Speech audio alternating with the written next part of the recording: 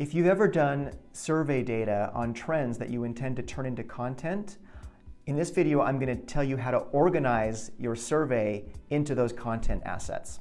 So the first thing that you want to do is you want to break out about 30 main headlines from your survey. Any good survey is going to produce at least 30 headlines.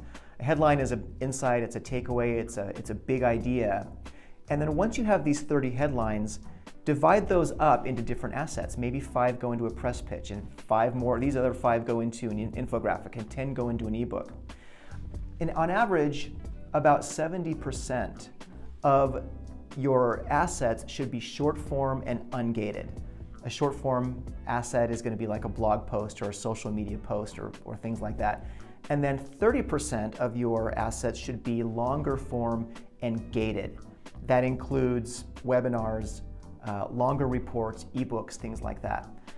And then finally, once you've created that 70-30 ratio of all those assets, it's always a good idea to also build a couple of assets for your sales team that they can use as a prospecting tool. So maybe this is a slide deck that is overviewing all your headlines, and then they can present this to prospects on the phone. It's a great way for sales teams to get it, callbacks is when they're presenting survey data that the buyer is interested. That's always a really helpful tool for your prospecting teams.